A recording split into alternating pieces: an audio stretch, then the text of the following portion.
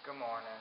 My name is Tony Nelsen, and I just wanted to start off by saying how thankful I am to just be a part of the family of God and be welcomed by all of you from this church who have just had arms wide open since the day that I walked in here, and it's been a blessing to be a part of your guys' lives and to have you guys be a part of my new life.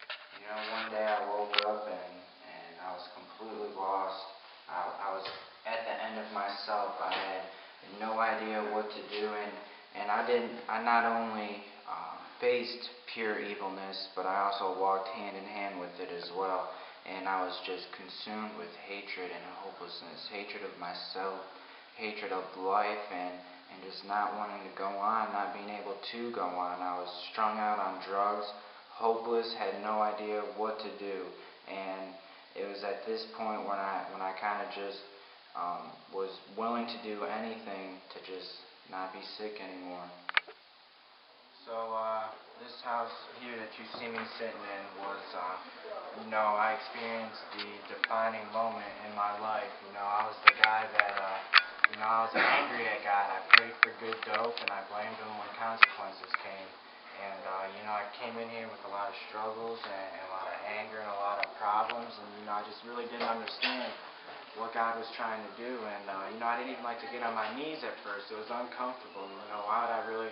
What's the point of getting on my knees? And so I started to do that, and I had some advice and some suggestions gave to me, just to keep on doing it, to keep getting on my knees, to keep talking to God. And one night I came down, and it was peaceful in the room, and no one was around. At first, I didn't even like to pray around other people because I was embarrassed, and then, I cried out to God and just told him, the truth from inside my heart that, I was lost, and I didn't want to keep hurting myself. I didn't want to keep hurting my family.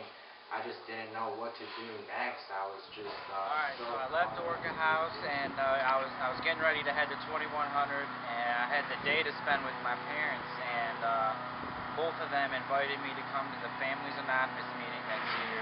And I love my parents very much. My stepdad, as I say, but he's truly a real dad to me.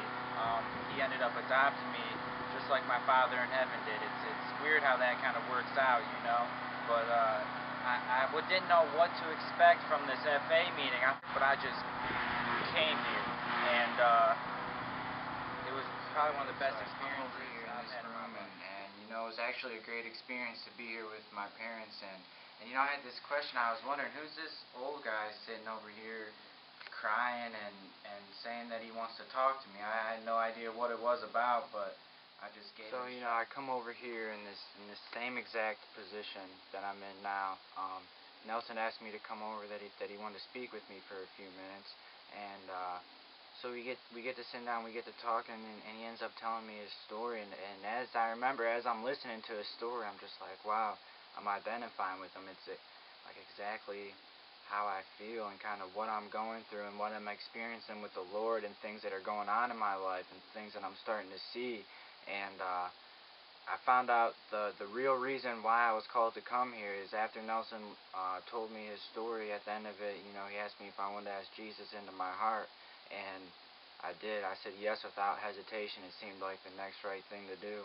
And as I did that, we sat down and we prayed, and I was just mesmerized. It was like an out-of-body experience. As I sit there, prayed, and I asked Jesus into my heart, I kept my head down, I kept my eyes shut. It was like he was over me in that moment, coming inside of my body and said, Tony, I've been waiting for you to ask me for this. And then it was at that moment that prepared me for 2100. I made it through there, and then I just started to gain a lot more knowledge of what this walk is really about and what I'm doing in my life, and understanding how God works and how he's leading me and how to follow him, and I just began to experience Christ's love for me the day I walked out of it.